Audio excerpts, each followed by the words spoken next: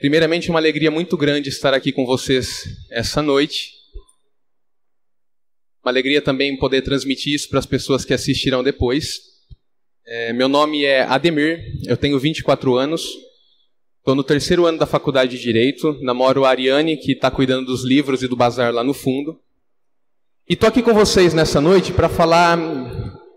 Não vou ficar rodeando muito, porque nós temos praticamente 120 anos de história para falar. Então, para a gente não perder tanto tempo, eu só vou dar uma introdução básica para que vocês entendam a respeito do que é que nós estamos falando. Tá bom? Ontem, o Vinícius falou a respeito da realidade do aborto, daquilo que efetivamente é o aborto. Então, vocês receberam um bebezinho de 12 semanas... Não recebeu? Vai receber já já. Para ela, um bebezinho. Um bebezinho de 12 semanas é uma réplica perfeita de um bebezinho de 12 semanas. 12 semanas dá mais ou menos 1 mês e pouquinho. Por que um bebezinho de 12 semanas? Porque é um bebezinho dessa idade, desse tamanhinho, que eles queriam abortar aqui no Brasil. Então, é uma réplica exata de um bebezinho. Uma mulher com 12 semanas tem exatamente isso no seu útero. Repare no detalhe das costas, no detalhe das mãos, dos pés, a forma humana. Então, a razão de nós estarmos realizando esse encontro aqui é justamente para falar sobre a questão do aborto.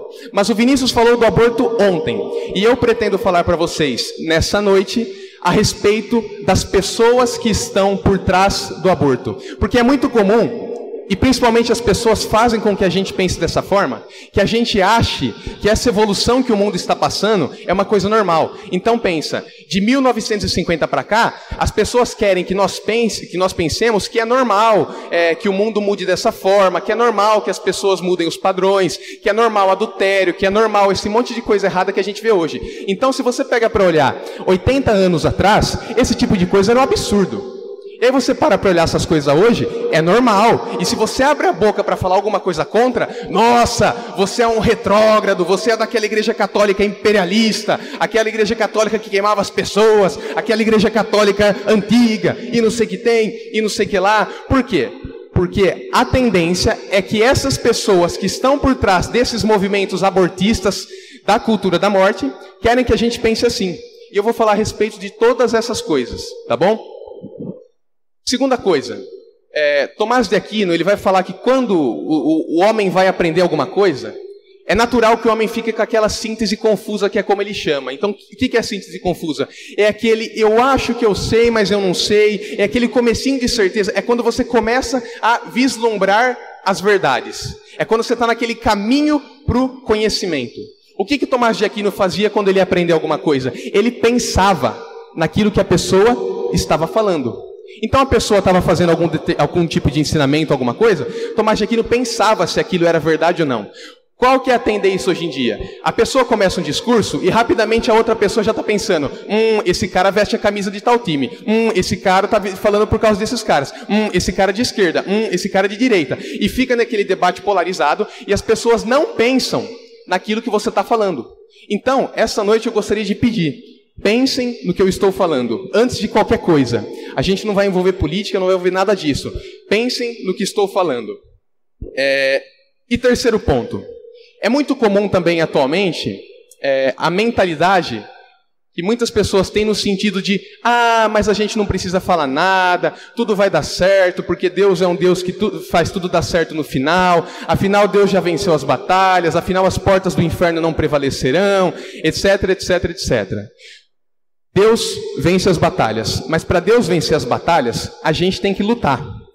E a gente olha o exemplo dos padres da igreja, a gente vê, por exemplo, Santo Atanásio, no comecinho da igreja. Santo Atanásio enfrentou sozinho uma heresia, o arianismo. Conta a história que determinada manhã, o mundo inteiro era ariano. E somente Santo Atanásio combateu aquela heresia. Falou mal. Falou mal em que sentido? Falou a verdade. Apontou o erro e mostrou a verdade. Apontou o erro e mostrou a verdade. A gente vai olhar mais tarde, quando vê a Reforma Protestante, nós vemos o próprio São Francisco de Sales indo até a casa de Teodoro de Basa, discípulo de João Calvino, falando para ele os erros do protestantismo. Ou seja, ele foi lá, apontou o erro e mostrou a verdade. E isso foi algo recorrente em toda a história da igreja. Mas hoje nós temos uma mentalidade que, não precisa falar nada, no final vai dar tudo certo, porque Deus é bom e não sei o que tem. Não é assim. A história da igreja mostra que a gente tem que apontar o erro. Tem que apontar o erro, mostrar a verdade. Apontar o erro, mostrar a verdade. Porque a igreja é mãe e mestra e ensina o caminho. Bom, e por último, a igreja nos ensina que nós temos 3 inimigos. O diabo, a carne e o mundo. Hoje a gente vai falar do mundo, de certo sentido. Tá? A gente escuta normalmente falar de diabo e da carne, a gente vai falar do mundo. Pois bem, ditas essas coisas, o que eu quero deixar bem claro. O mundo não está mudando por acaso. Tem gente por trás mexendo os pauzinhos para o mundo mudar dessa forma. E eu vou apresentar essas pessoas para vocês hoje, tá bom? Vamos lá. Gente, primeira coisa, a nossa história vai começar no final do século XIX e início do século XX com uma pessoa chamada John Davison Rockefeller. John Davison Rockefeller, os livros contam que ele é digamos que foi reconhecido como o homem mais rico do mundo. Ele foi a primeira pessoa na face da Terra a atingir a quantia de $1 bilhão. Isso no ano 1900. Ele é conhecido como magnata do petróleo. E o John Rockefeller III tinha uma empresa chamada Standard Oil Company, uma empresa que lidava com o ramo de petróleo. E ele era um rapaz muito rico. E além de ele ser rico, ele era um cristão batista. Ele era um protestante batista. E certa vez, John Rockefeller I, a gente vai definir ele como primeiro, porque família de rico normalmente é assim, né? Primeiro, depois vem o Rockefeller II e o Rockefeller III, né? Então esse é o John Rockefeller I, por ser um batista, certa vez, ele leu um livro que foi escrito por um outro batista, um século antes, chamado Andrew Carnegie. O Andrew Carnegie escreveu um livro chamado Evangelho da Riqueza. E nesse livro, Evangelho da Riqueza, o Carnegie dizia que nenhum rico cristão pode morrer rico. Essa pessoa tem que usar o seu dinheiro para o bem. Fazer o bem. Projetos altruístas, que a pior desgraça da face da terra é um rico morrer rico. E o John Rockefeller I, lendo aquele livro, ele cria uma fundação. Em 1913. Em 1913, ele cria a Fundação Rockefeller. E ele coloca, para tomar conta daquela fundação, um pastor chamado Frederick Gates. Então, o Frederick Gates fica, a princípio, responsável pela Fundação Rockefeller. E, pelo que nos parece, que a história nos conta, que os livros nos contam, que os documentos nos mostram, no princípio, Rockefeller fazia o bem. Tanto é que o Hospital das Clínicas em São Paulo, da USP, o Hospital das Clínicas de São Paulo, da USP, foi feito com dinheiro da Fundação Rockefeller. Duvida de mim? Tá com o seu celular aí? Coloca aí, Hospital das Clínicas São Paulo. Vai no site, entra na história dele, vai estar assim. Recebeu dinheiro da Fundação Rockefeller e a base da Fundação Rockefeller constituiu esse hospital. Então, se você está com uma caneta, com o celular, vai anotando, porque até 1970, o que eu falar vai parecer teoria da conspiração. Eles vão falar assim, esse rapaz está maluco. Mas vai anotando. Anota porque eu vou passar para vocês as fontes primárias e vocês procurem na casa de vocês ou aqui mesmo, não tem problema, e vocês vão ver que é verdade. Então o Hospital das Clínicas, por exemplo, foi feito com dinheiro da Fundação Rockefeller, com o auxílio da Fundação Rockefeller. Mas o que aconteceu? É interessante que esse desejo de buscar a paz no mundo fez com que surgissem outras fundações. O Henry Ford, da empresa Ford de carros que nós temos, para vocês terem noção, ele também vivia nessa época, ele morreu e criou-se a Fundação Ford. Só para vocês terem noção, ele destinou 80% do patrimônio dele para a Fundação Ford. Os outros 20% ele usou para a empresa Ford. E é o tamanho que essa empresa é no mundo. Então você imagina o tanto de dinheiro que essas pessoas têm. Imagina o tanto de dinheiro que eles têm. Mas o que aconteceu? Veio a Primeira Guerra Mundial, 1914 a 1918. Com a Primeira Guerra Mundial, foi um balde de água fria na cabeça dessas pessoas. Por quê? Porque eles estavam gastando dinheiro para estabelecer a paz no mundo. E você olha na história, a Fundação Rockefeller acabou com um monte de doença na África e na Ásia, no começo. Eles estavam querendo fazer o bem. É o que nos parece. Vem a Primeira Guerra Mundial e acaba com tudo. O sentimento que eles tiveram foi de tristeza.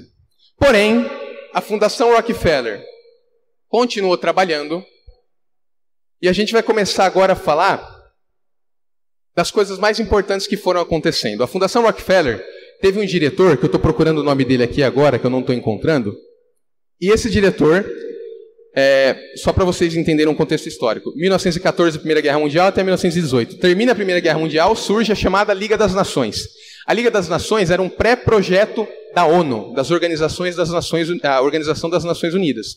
E aí, o presidente da Fundação Rockefeller, naquela época, foi até a ONU e falou que o grande problema das guerras no mundo, e isso está documentado, se vocês quiserem nós podemos mandar para vocês os materiais depois, ele disse que o problema de guerra no mundo era, num primeiro momento, a soberania das nações. O que é a soberania das nações num conceito jurídico? No direito, a gente vê que para um Estado existir, um país, ele tem que ter 3 coisas. Soberania, território e povo. A soberania é a capacidade do país bater o pé. É a capacidade do país mandar nele mesmo. É a capacidade de independência de um país. Então, o que eles perceberam? Eles perceberam que, como os países eram independentes, eles tinham interesses diferentes. Se eu tenho um interesse diferente, você tem um interesse diferente, você tem um interesse diferente, vai dar guerra. É a mesma coisa no grupo de oração quando termina. Onde a gente vai comer? Não dá aquela guerra lá, porque cada um tem uma soberania e cada um quer fazer uma coisa? É exatamente a mesma coisa. Então, a conclusão que ele chegou, com base em estudos, é que a soberania das nações era um dos primeiros problemas. Por quê? Com base em estudos. Porque aconteceu o seguinte. Em 1929, então a gente está pulando, começamos em 1913, 1918, 14 e 18. Agora a gente está em 1929. Em 1929, a Fundação Rockefeller contratou um cientista, geógrafo, especialista em demografia, chamado Warren Thompson. Warren Thompson, a gente aprende ele na escola. Ele tem aquela teoria que é chamada teoria da transição demográfica. E o que o Warren Thompson percebeu? Porque a Fundação Rockefeller, tentando encontrar a razão da guerra, desenvolveu estudos em 3 sentidos. O primeiro foi na psicologia, no sentido de você colocar calmante nas águas e em alimentos. O segundo foi na genética, no sentido de você procurar um gene da guerra. E o terceiro foi na sociologia, indução, você alterar o tecido social para alterar o comportamento das pessoas. E teve um quarto também que foi na geografia. E o Warren Thompson percebeu o seguinte. Ele estava estudando. Alguém já ouviu falar de Thomas Malthus? Pastor? Thomas Malthus era um pastor. E certo dia Thomas Malthus percebeu que ele fazia mais batizado do que funeral. Então ele falou o seguinte, olha, se eu estou fazendo mais batizado e menos funeral, vai dar problema. Por quê? Porque tem mais gente existindo, menos gente morrendo, daqui a pouco vai faltar recursos na terra, vai ter guerra.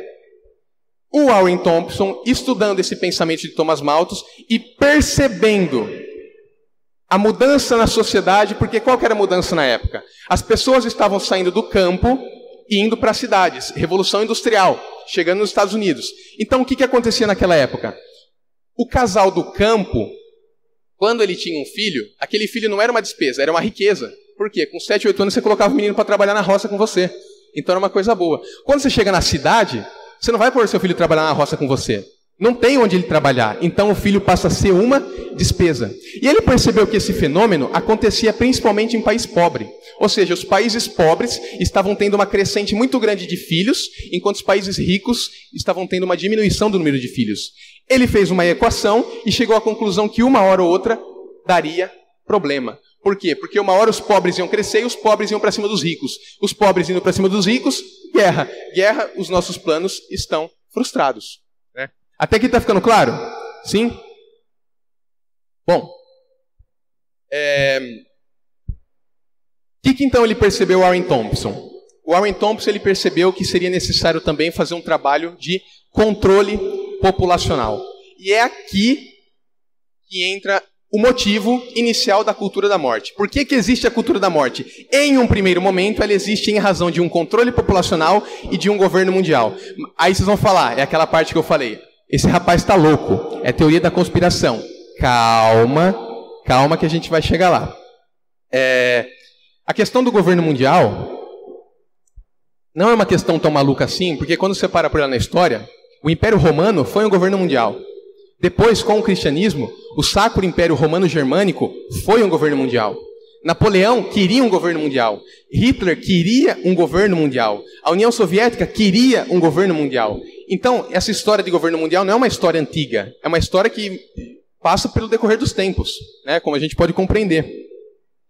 Pois bem, dito isto, John Rockefeller I, então, ele cria a Fundação Ford. Ele tem um filho chamado John Rockefeller Jr., que é o John Rockefeller II. Coloca o John Rockefeller II como presidente da Fundação Rockefeller. E, em 1952, aliás, um pouco antes, o John Rockefeller II teve um filho, que é o John Rockefeller III. Então, esse é o problema. A gente vai focar no John Rockefeller III. Só recapitulando para ficar claro. Começa com John Rockefeller I criando a Fundação Ford e a Fundação Rockefeller e colocando o seu filho, Rockefeller II, como presidente. O Rockefeller II teve um filho, que é o Rockefeller III. Até aqui tudo bem? Beleza. Se você para olhar, a biografia deles é muito engraçado, todos eles têm um currículo, né? Um é advogado, o outro era tal coisa. O Rockefeller III, ele era filântropo. Ele era um cara que não se formou em nada. Ele simplesmente queria trabalhar com esses trabalhos de caridade, né? O Rockefeller III. O que vai acontecer? Agora a gente chega exatamente na data de nascimento da cultura da morte. Em 1952, nos Estados Unidos, o John Rockefeller III, ele reúne um grupo de 26 demógrafos, pessoas para estudar a geografia e o crescimento populacional, nos Estados Unidos. Entre esses demógrafos tem algumas pessoas que são interessantes. O Warren Thompson, que eu já citei, estava no grupo. Kingsley Davis, que a gente vai falar dele amanhã, praticamente o tempo todo, que ele é o responsável pelo mundo estar assim hoje, digamos. E o Frank Notenstein, que era um demógrafo respeitadíssimo também na época. A finalidade do controle populacional era o controle da população. Eles queriam encontrar um jeito de reduzir a população, né? Importante salientar que a Fundação Ford tinha sido criada e também estava presente nesse momento. Beleza? Como que a gente divide isso? A gente vai dividir em 4 fases. A primeira fase da Fundação Rockefeller, do Conselho Populacional, vai de 1952, da sua fundação, até 1958. Essa fase da fundação do Conselho Populacional foi dirigido pelo médico Frederick Osborne. Alguém já ouviu falar dele? Frederick Osborne, para quem não sabe, é um médico eugenista que endossou, assinou, certificou, aprovou a esterilização de judeus na Segunda Guerra Mundial. Então, tem o nominho dele lá. Ele foi um dos responsáveis pelos esquemas de esterilização de judeus na Segunda Guerra Mundial. E ele foi o responsável por essa fase. O que essa fase fez? Ela foi responsável, de 52 a 58, somente em instalar grupos de estudo de demografia em países subdesenvolvidos, especialmente na África e na Ásia. Então, nesses anos, o Conselho Populacional criou grupos de demografia nesses lugares para estudar o crescimento populacional. Essa é a primeira fase. A segunda fase foi feita pelo Frank Notenstein, que era o demógrafo muito famoso que eu falei para vocês. E essa segunda fase vai começar a se aproximar da gente. Essa segunda fase começou em 1959 e veio até 1968. O que aconteceu nessa fase? Nessa fase, começou a distribuição dos DIUs. Quem sabe o que é um DIU? Todo mundo sabe o que é um DIU? O DIU é colocado no útero da mulher para ela não engravidar. Começou também nessa fase o surgimento dos anticoncepcionais. E eu pergunto, alguém sabe como surgiu o anticoncepcional? Quem foi a cabeça que pensou o anticoncepcional? A cabeça que pensou o anticoncepcional é a cabeça de uma mulher chamada Margaret Sanger. Essa mulher lançou o primeiro anticoncepcional dia 18 de agosto de 1960. Primeira pílula anticoncepcional. E a Margaret Sanger lançou, a princípio, os anticoncepcionais para serem distribuídos em bairros negros. Porque ela era uma mulher eugenista. Ela queria uma raça superior. E ela tem um livro chamado Livro da Paz, Livro para a Paz. E nesse livro ela descreve que a finalidade dos trabalhos dela era ter uma raça superior. E foi ela a responsável por lançar a primeira pílula anticoncepcional. O Conselho Populacional, em aliança com ela, comprou a patente do DIU. Comprando a patente do DIU, começaram a distribuir o DIU nesses países. E como que acontecia? Vou explicar para você. O Rockefeller III, tem fotos, você procurar no Google, você vai ver fotos dele, do Rockefeller III, com quase todos os presidentes da época. Ele ia até o país, chegava no presidente do país, ou no ditador, e falava assim, meu amigo, como que está a questão do emprego aqui, como que está a questão do desenvolvimento aqui? Vocês lembram que eu falei para vocês que a fase anterior era uma fase de estudo, que eles mandaram pessoas nos países subdesenvolvidos para estudar? Rockefeller III pegava os estudos desses países e chegava no presidente como quem não quer nada. E começava a conversar perguntando como estava a situação. O presidente começava a falar, Rockefeller falava assim, eu tenho a solução para você. Para acabar com esse problema, a gente tem que trabalhar com esterilização da mulherada. A gente precisa da anticoncepcional e DIU.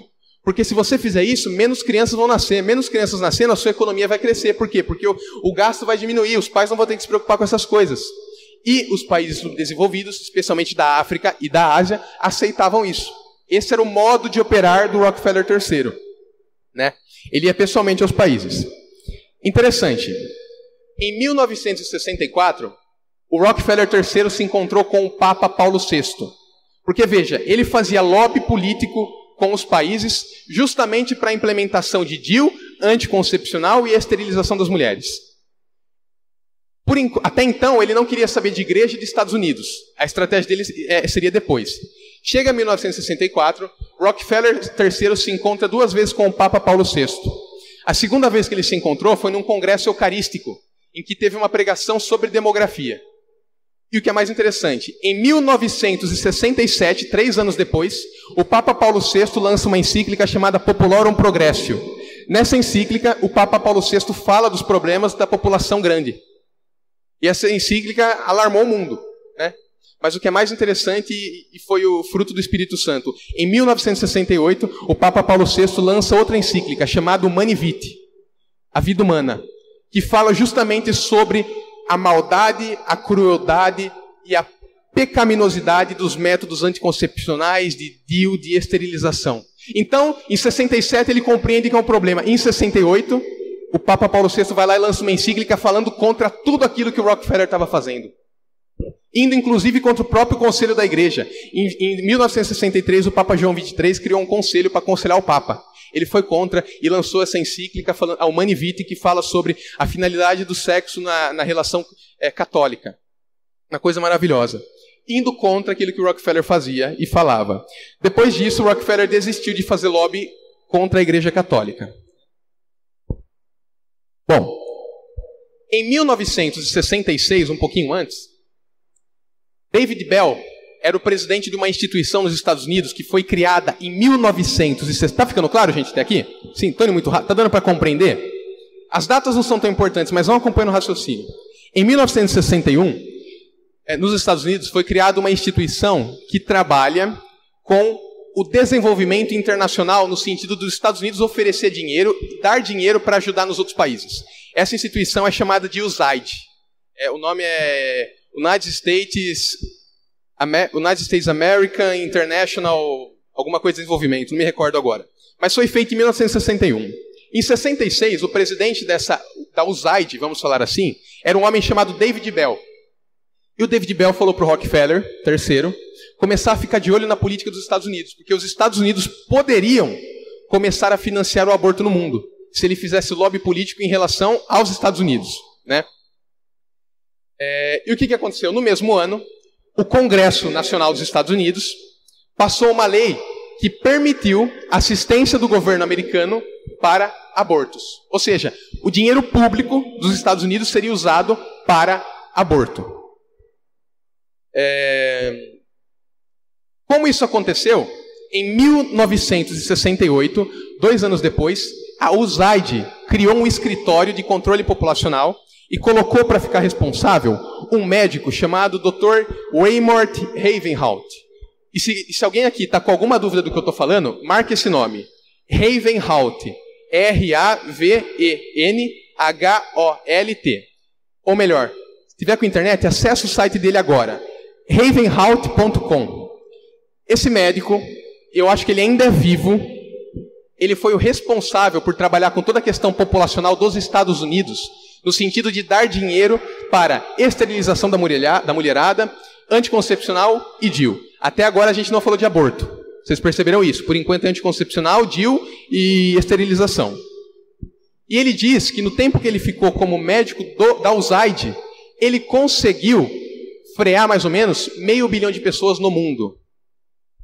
Só trabalhando com essa questão medicinal. Está tudo no site dele. Se você entrar no site dele agora, está em inglês, você vai ver artigos e mais artigos dele falando da USAID, Conselho Populacional, USAID, Conselho Populacional, método tal, método tal, método tal, atuação em tal país, atuação naquele país, como foi feito, o que foi feito. E daqui a pouco a gente volta nele porque ele é importante. E nesse mesmo ano, esse médico, ele lança um remédio que é chamado misoprostol. Quem já ouviu falar? Ninguém? E Citotec? Quem já ouviu falar? Alguém já ouviu falar? O Citotec, o misoprostol, é um nome técnico para Citotec. Citotec é um remédio abortivo. Você coloca na boca, não fica tanto tempo e você expele o feto. É uma coisa assim absurda. E o que eles faziam? Você está grávida? No seu país é proibido o aborto, essas coisas? Não, toma esse remedinho escondido, vai acontecer isso, vai dar tudo certo. E começaram a disseminar o Citotec. Daqui a pouco a gente vai entrar nesse assunto, mas a gente vai voltar nesse assunto. Mas pesquisem, anotem esses nomes. É importante porque vocês vão ver que eu não estou mentindo, que eu não estou brincando, que são documentos. Agora, parafraseando o padre Paulo Ricardo, eu não estou citando Bíblia nem catecismo, eu estou citando documentos públicos e notórios, que estão aí na internet, que estão aí no site, que estão no site das fundações. Depois eu vou passar as fontes para vocês. Então, 68 termina a segunda fase. Até aqui está claro? Sim? Claro? Em ordem? Beleza. A terceira fase, gente, é uma das mais importantes. Agora vai começar a se aproximar do que a gente vive hoje. A terceira fase vai de 1968 a 1974. Em 1968, um cientista chamado Kingsley Davis. Lembra que eu falei esse nome? Ele estava no Conselho Populacional nos 26 demógrafos. Kingsley Davis. Esse nome é importante demais porque a gente vai falar muito dele amanhã. O Kingsley Davis era um professor de sociologia, chefe do departamento de sociologia da Universidade de Berkeley, nos Estados Unidos. E o Kingsley Davis percebeu que, embora a população estivesse diminuindo, não era suficiente a questão médica no sentido de você esterilizar, DIU e anticoncepcional. Então o que ele fez? Ele lançou um artigo, e vocês podem procurar na internet, quiser comprar a revista, pode comprar. Lançou um artigo na revista Science, de 1968, com o seguinte título: Políticas populacionais. Os métodos atuais darão certo? Nessa revista e nesse artigo, o Kingsley Davis estava falando o seguinte: olha, é interessante isso que vocês estão fazendo. De fato, o controle populacional está dando certo, a população está diminuindo, com DIU, com anticoncepcional e com esterilização.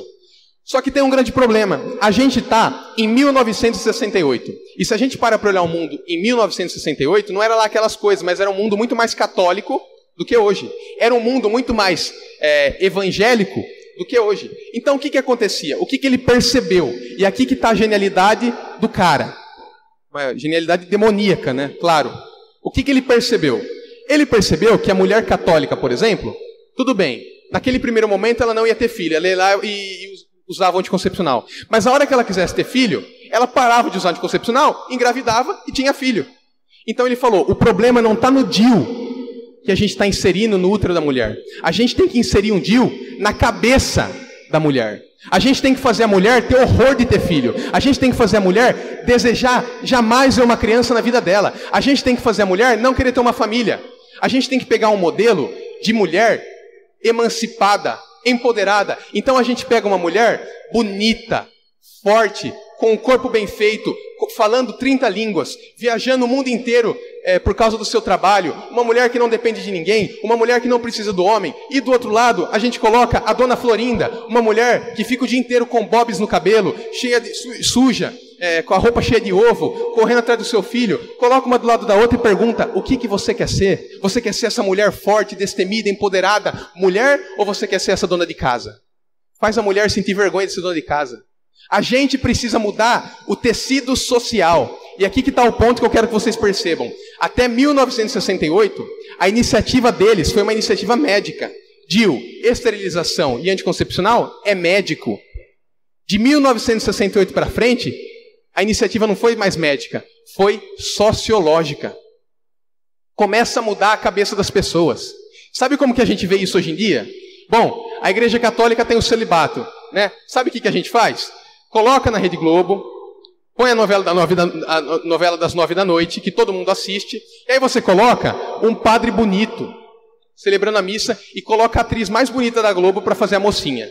Coloca o padre conhecendo aquela mocinha, o padre começando a atender confissão daquela mocinha, e em determinado momento da novela, aquela mocinha se apaixona por aquele padre, e em determinado momento eles vão tendo mais contato, e aí começa a tocar aquela música bonita de fundo, que você quer porque quer que a mocinha fique com o padre, e aí o padre está celebrando um casamento em determinado momento, e o padre celebra o casamento e vai dar bênção nupcial, olha no fundo da igreja, vê a mocinha lá no fundo, aí eles trocam olhares, a câmera filma o olhar do padre, que filma o olhar da mocinha, e aí o olhar da mocinha escorre uma lágrima. A hora que termina a novela, você não é mais nem católico, porque você está louco para o padre ficar com a moça.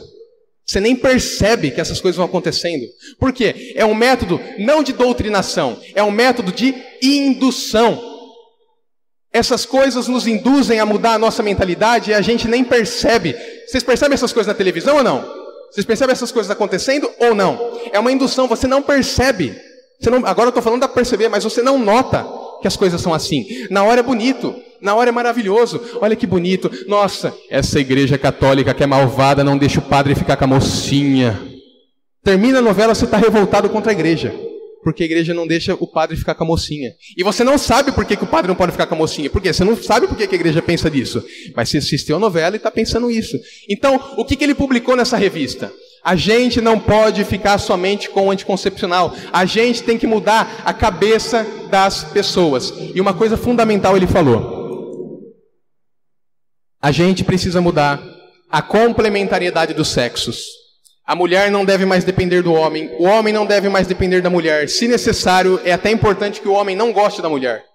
Que o homem não queira ter mulher e que a mulher não queira ter homem. Ele falou todas essas coisas.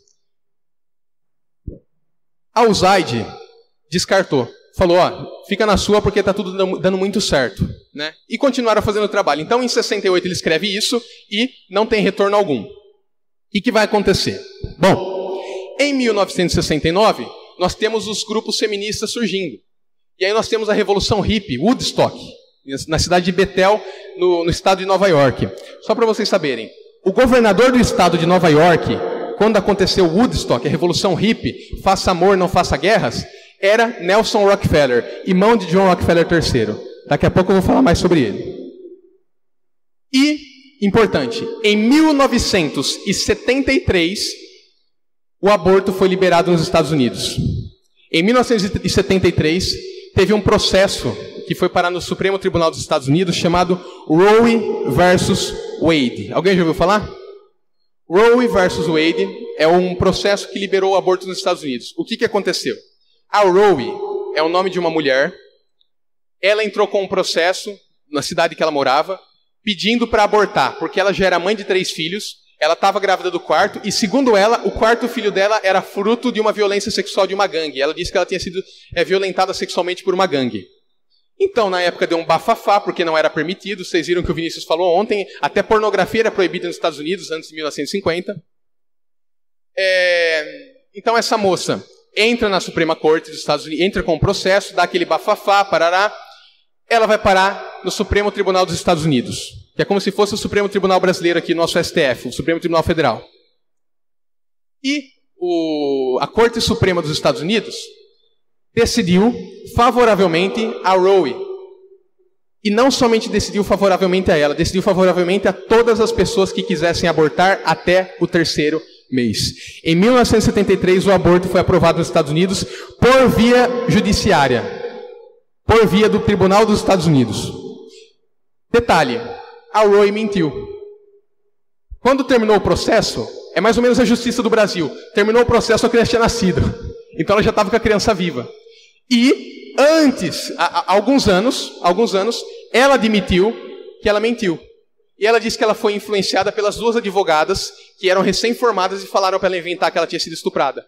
Ela mentiu, e por conta da mentira dela, o aborto foi liberado. Detalhe, no mesmo ano, os Estados Unidos julgou outro caso, e esse caso Também fruto de uma mentira, Dalton versus não lembro outro nome, liberou o aborto até o 9º mês de gestação, que é o que o Vinícius falou ontem. O aborto nos Estados Unidos era, porque eu vou trazer uma informação nova para vocês que saiu essa semana, o aborto nos Estados Unidos era até o 9º mês de gestação. Ou seja, sabe aquela criancinha que acaba de sair do útero da mulher, que nasce? Um dia antes dela nascer, você pode abortar.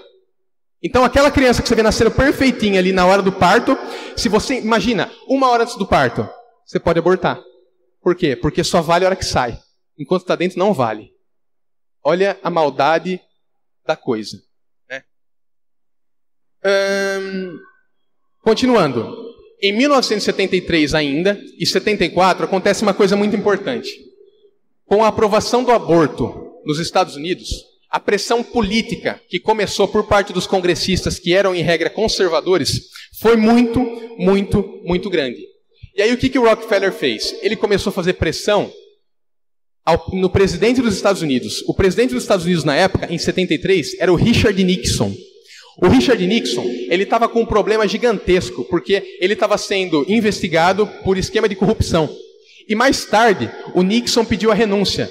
É um esquema chamado Watergate. É um esquema de corrupção gigantesco, só não foi maior que a Lava Jato, que a Lava Jato estourou as proporções disso. O Nixon, com essa pressão, ele autorizou que se abrisse uma comissão para estudar o controle populacional no mundo. O responsável por essa comissão foi o secretário de Estado dos Estados Unidos, chamado Henry Kissinger, e o presidente da comissão foi John Rockefeller III. O relatório final, e vocês podem procurar na internet, relatório Kissinger, que vocês vão encontrar o que eu estou falando. A conclusão que eles chegaram: nenhum país no mundo conseguiu controlar a população sem a aprovação do aborto. Então, aquilo que começa somente com DIU, anticoncepcional e esterilização, passa para o aborto nos Estados Unidos. Do aborto para os Estados Unidos, passa para o aborto no mundo. E o que é interessante, eu falei para vocês que essa fase vai de 73 a 74 do relatório Kissinger. Em 73, começa com o Richard Nixon e vai terminar esse relatório em 74. O presidente não era mais o Nixon. Quem era o presidente de 74? Alguém sabe?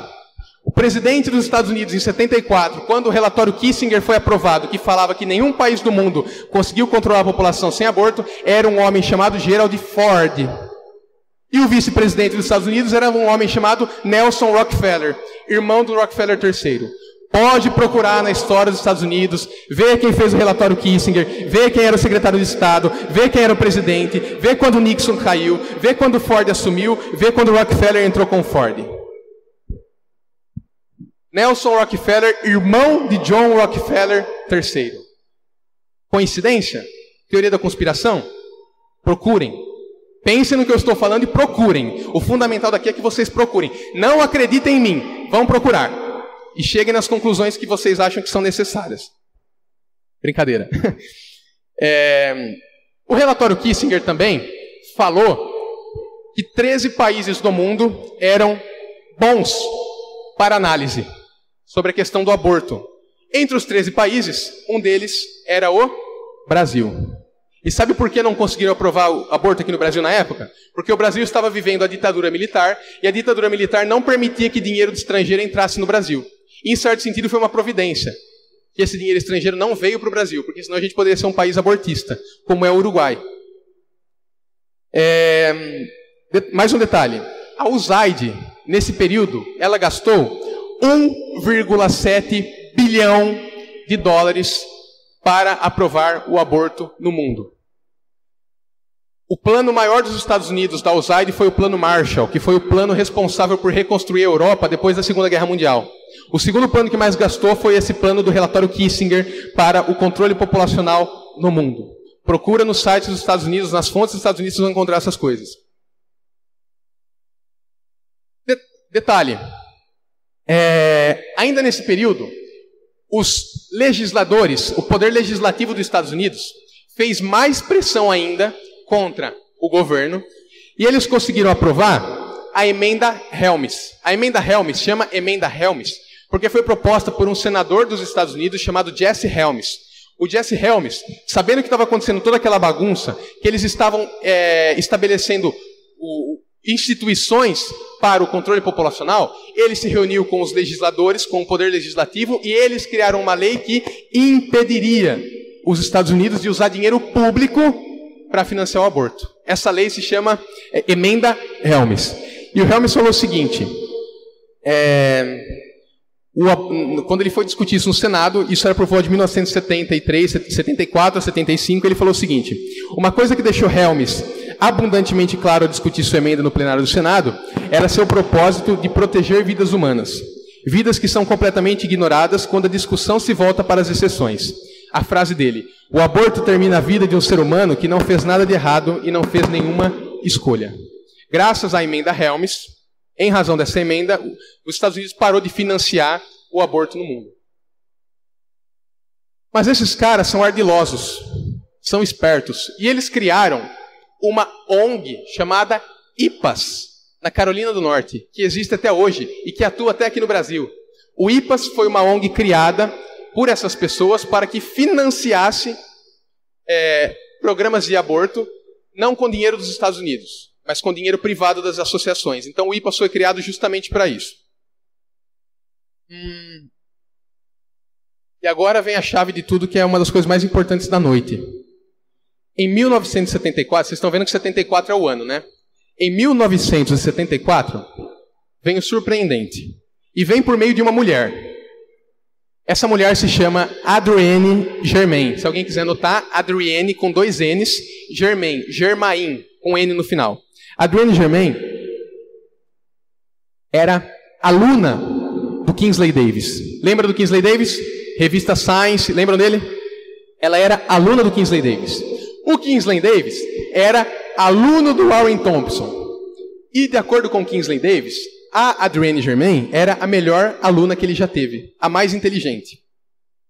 E a Adrienne Germain, percebendo que os legisladores dos Estados Unidos estavam indo contra as coisas que eles estavam fazendo para financiar o aborto no mundo, ela se encontrou com Johan Dunlop, que a gente vai falar daqui a pouco também, que era, na época, secretária do Rockefeller III. E eu estou falando isso para vocês da autobiografia da Adrienne Germain. Ela que escreve isso daqui. Ela conseguiu se reunir com o Rockefeller III numa reunião de mais ou menos 4 horas. E ela convenceu o Rockefeller III a mudar a estratégia. Qual que era a estratégia? A estratégia até então era aborto, DIU, anticoncepcional, esterilização. Aí veio o Kingsley Davis em 68 e falou, tá errado, vocês têm que mudar o papel social da mulher.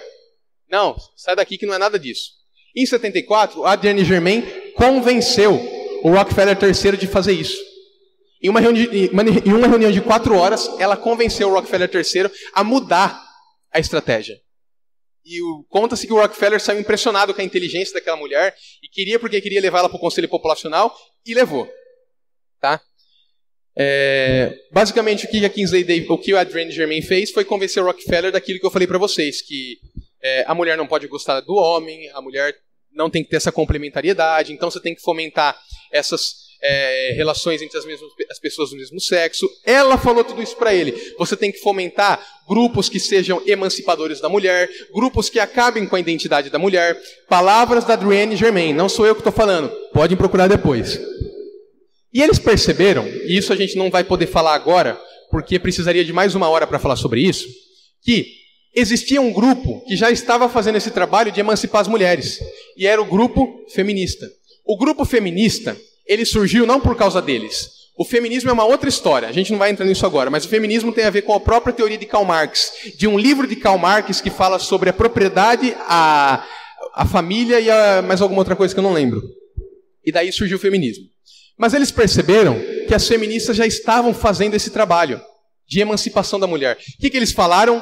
Pois bem, nós já temos um grupo para fazer isso. Vamos financiá-las.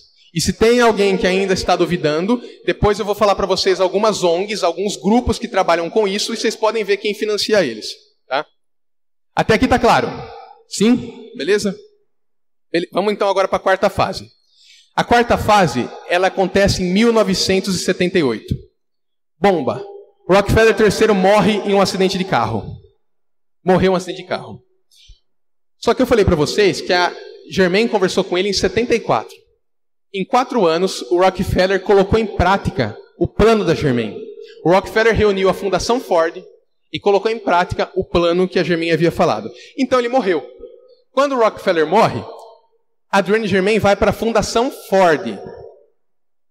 E as fundações começam a fazer lobby político junto à ONU. Percebam, no primeiro momento que eu falei, eles estudavam nos países. No segundo momento, eles distribuíam meios esterilizantes nos países. No terceiro momento, eles tentaram no próprio Estados Unidos e conseguiram aprovar o aborto nos Estados Unidos. O quarto momento é agora no mundo todo. Mas não somente no mundo todo, é no mundo todo fazendo lobby político em relação à ONU. Em relação principalmente a direitos humanos. E nós aqui somos católicos, a gente vê uma discussão muito grande sobre direitos humanos na rua, não sei o que tem. Vou falar para vocês, a Igreja Católica é favorável aos direitos humanos. Mas a Igreja Católica não é favorável aos direitos humanos do jeito que eles são hoje.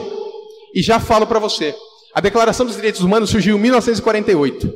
E se você pega para ler a Declaração Universal dos Direitos Humanos, ela é uma declaração que está baseada em coisas que a Igreja já havia falado. Por exemplo, o Papa Gregório XVI foi o responsável por lançar um documento na Igreja, uma bula, falando sobre a maldade da escravidão e do tráfico de pessoas.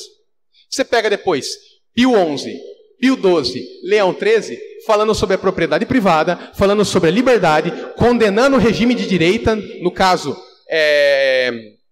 o fascismo, condenando o nazismo, condenando o socialismo. Então você pega a Igreja, desde sempre, falando dessas coisas. A Declaração Universal dos Direitos Humanos, ela é uma positivação, é escrita dessas coisas. Qual que é o grande problema? O problema é que de 1994 para cá, essa situação foi mudando. E a gente vai chegar nisso daí.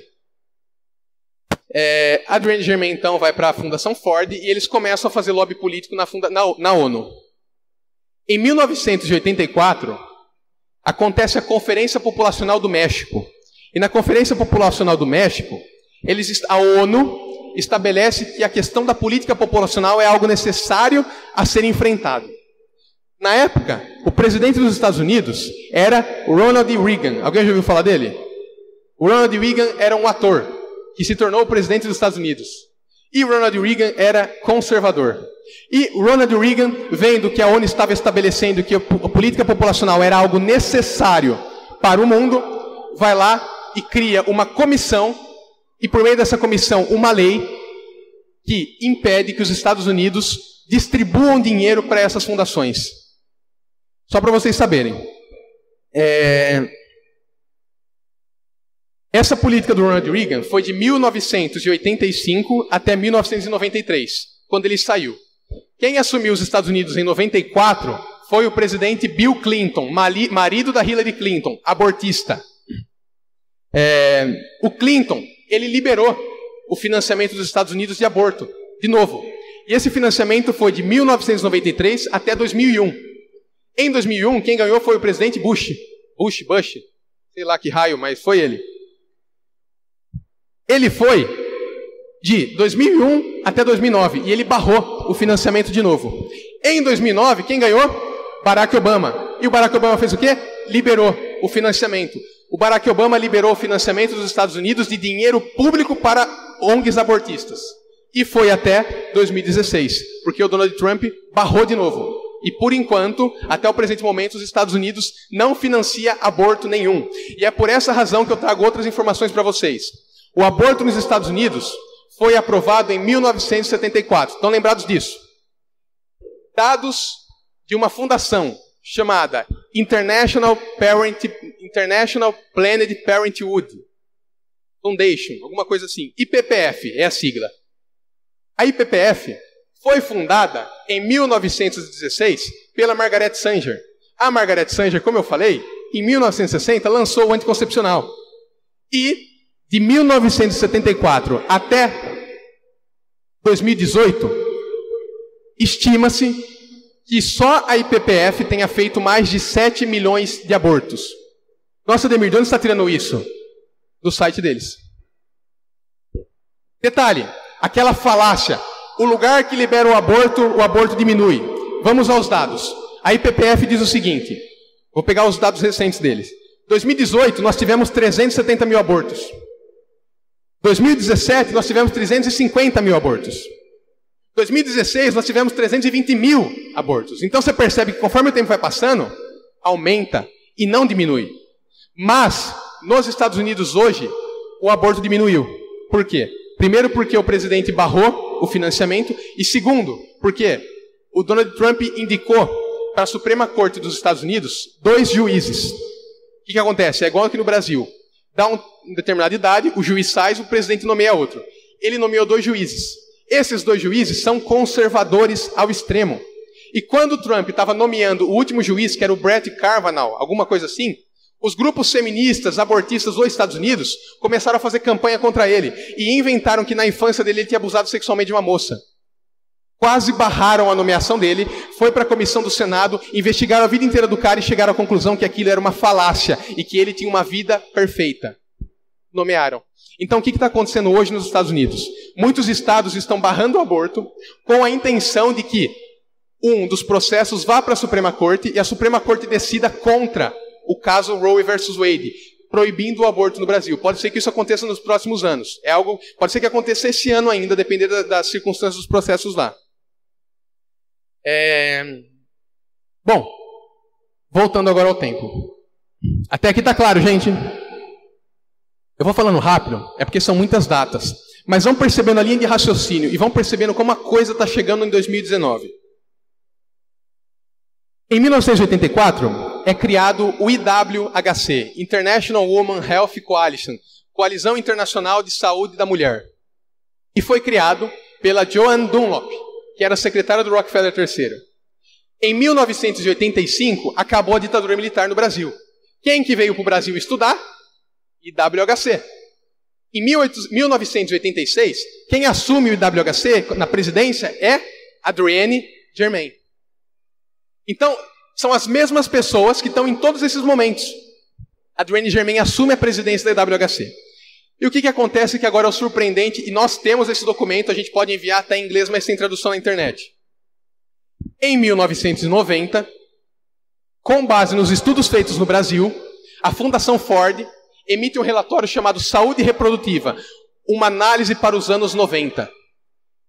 E esse relatório da Fundação Ford fala justamente dos estudos que essas pessoas fizeram aqui no Brasil.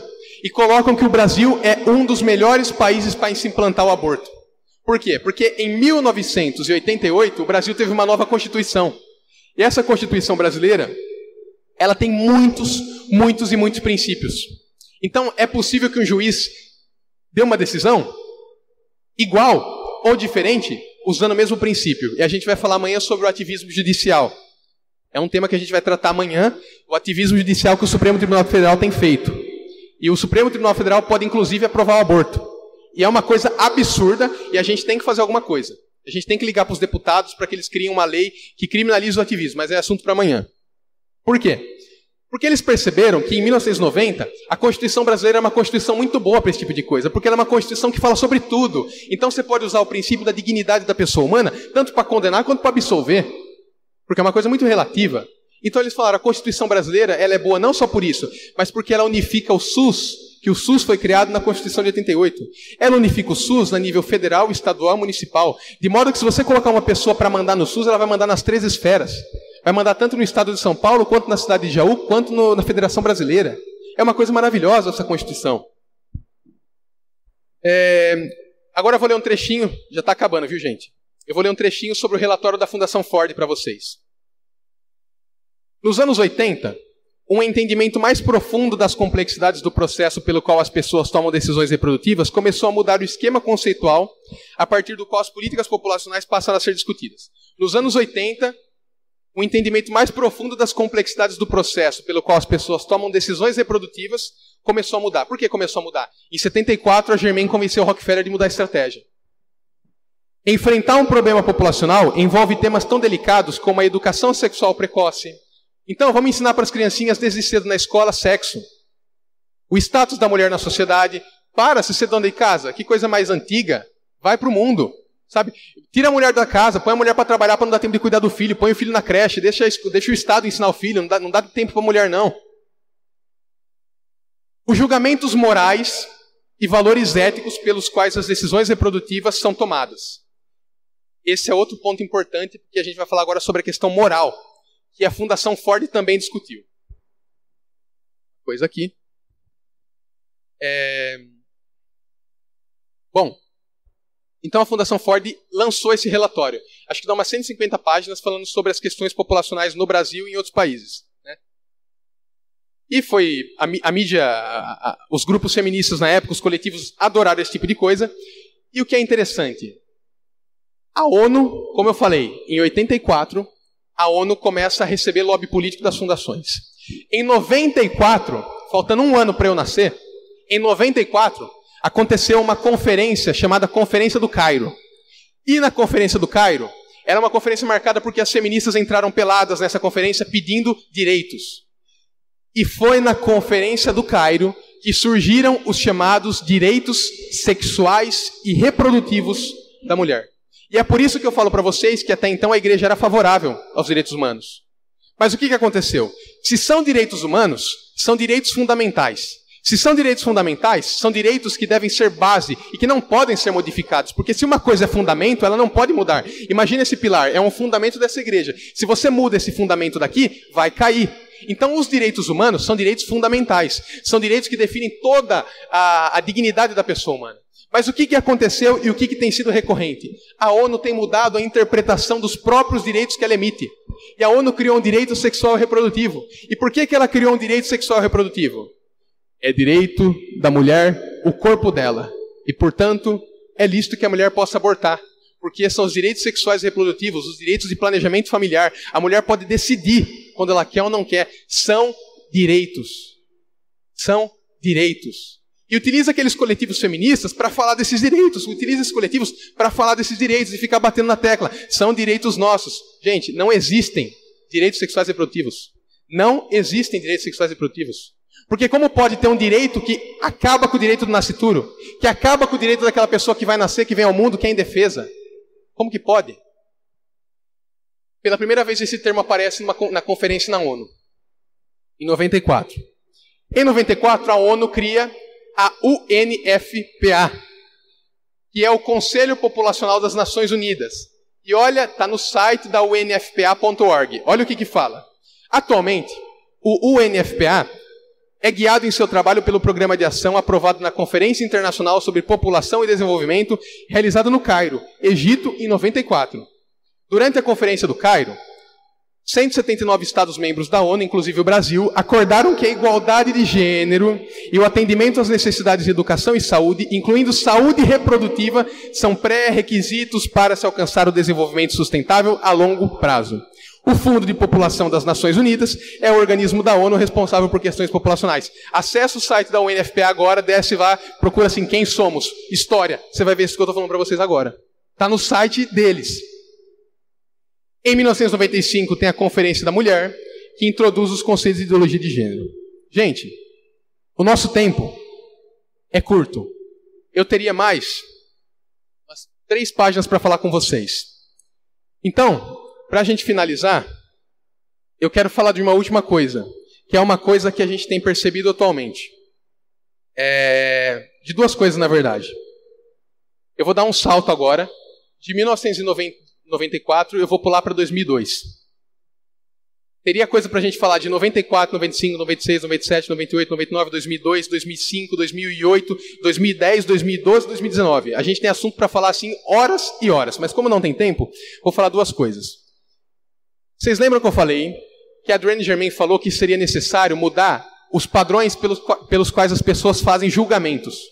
Então a pessoa faz um determinado julgamento moral, por quê? Porque você é católica. Você é católica, você vai falar, o aborto é errado. Você é católica, você vai falar, relação sexual assim é errado. Você é católica, você vai falar, isso é errado. Você é católica, você vai falar, o adultério é errado. Por quê? Porque a igreja diz que essas coisas são erradas. Em 1987, uma ONG é criada nos Estados Unidos. O nome dessa ONG é Catholics for Free Choice.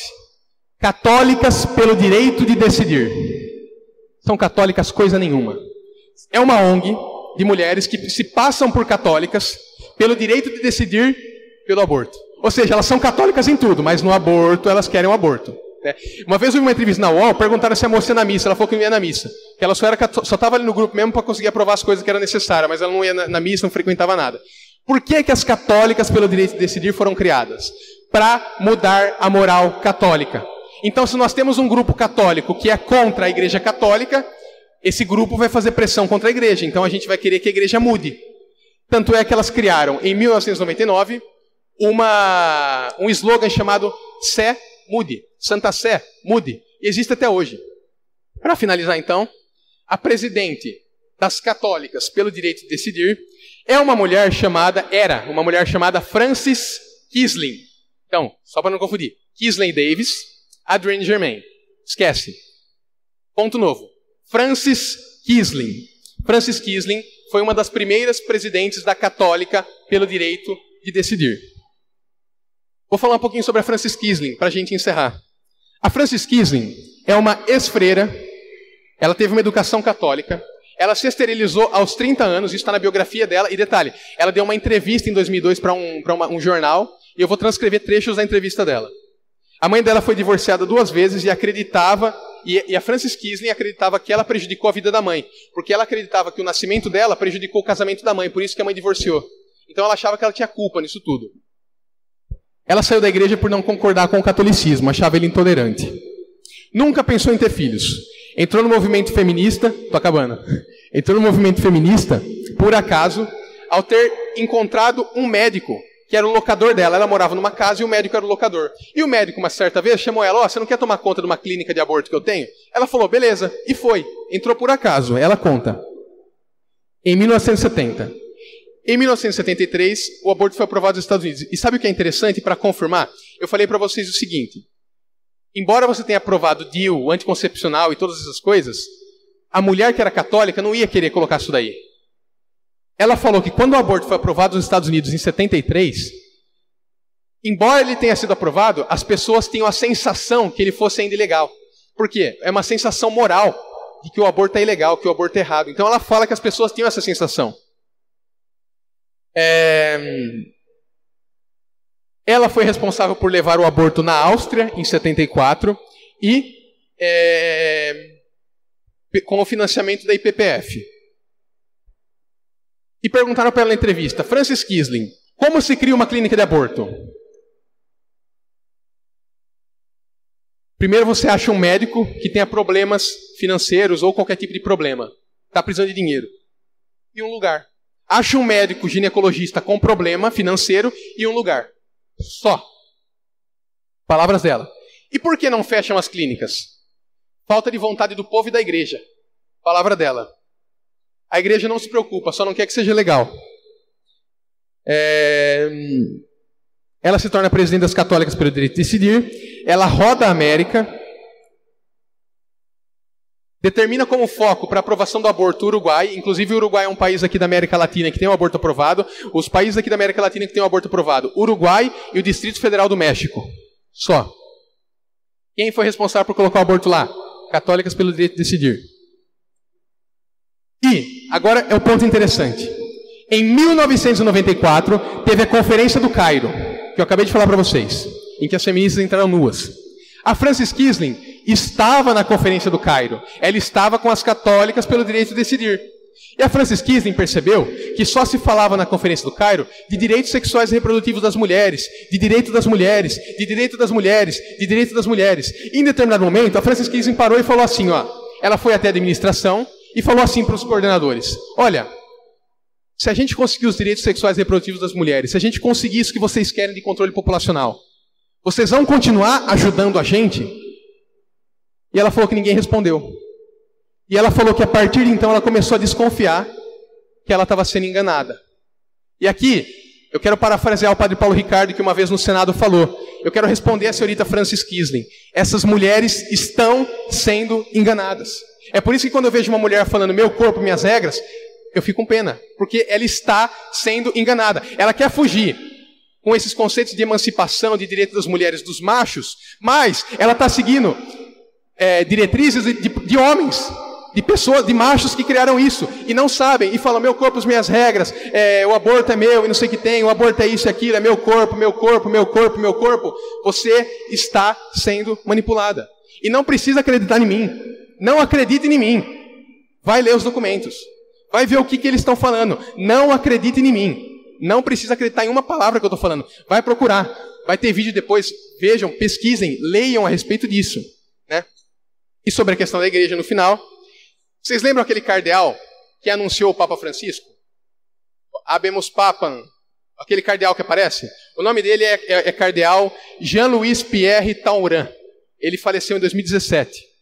O cardeal Jean-Louis Pierre Tauran era, enquanto ele estava bem de saúde, o enviado do Vaticano nas questões de Estado. Ele era o representante permanente na época como arcebispo, isso por volta de 1994 até 2000. Ele era o responsável, o enviado do Vaticano. E ele ia nesses encontros que a ONU fazia. E em 2000, numa comissão da Pontifícia Academia da Vida, que o Vinícius falou ontem, que foi criada pelo Papa São João Paulo II em 1993, o arcebispo Tauran, na época, falou o seguinte: condenou a mudança dos direitos humanos, e ele falou o seguinte: e eu percebo que as Nações Unidas têm agido da seguinte forma. Para os protestantes, e ele fala isso, para os grupos protestantes, eles divulgam o anticoncepcional. Eu não sei se vocês sabem, mas os protestantes não têm problema com o anticoncepcional, eles tomam. Para ele não é abortivo, nada disso daí. O que para católico é. Eles tomam. Então eles perceberam que as Nações Unidas falavam para os protestantes dos anticoncepcionais. E estava numa boa. Para os muçulmanos, não falava de anticoncepcional e não falava de aborto. E não falava de direito sexual reprodutivo. Para os muçulmanos, eles tentavam buscar uma interpretação diferente no Corão, que é o livro sagrado dos muçulmanos. Porque eu não sei se vocês sabem, mas os muçulmanos, eles não têm um líder como nós temos, que é o Papa. Eles não têm uma autoridade constituída. Os muçulmanos formam grupos, esses grupos têm uma pessoa responsável pelo grupo, no caso, normalmente é um líder de Estado, e esse líder de Estado dita as regras, mas em cada país é de uma forma, a interpretação que eles dão. Então a ONU dava interpretações diferentes do Corão para eles. É lícito que você consiga controlar a sua família, controlar a população, porque no Corão fala isso, isso, isso. Eu não sei se vocês sabem, a partir dos 9 anos, no islamismo, a moça já pode casar. E o marido pode ter até 4 esposas. O único requisito é que ele mantenha todas as esposas e pede igualdade financeira. Então, a partir dos 9 anos pode casar, meninos a partir dos 12, tá? Pode ter quantos filhos quiser, né? O marido pode deixar a esposa quanto quiser, e é mais uma controvérsia. Por quê?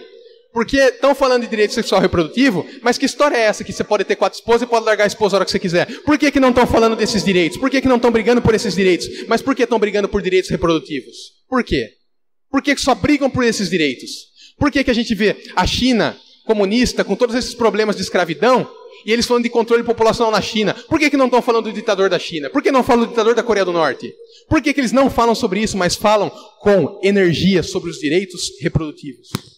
E para os católicos, eles falavam sobre direitos sexuais reprodutivos. Porque é por meio dos direitos sexuais reprodutivos que é possível o controle populacional. Direitos sexuais reprodutivos, leia-se aborto.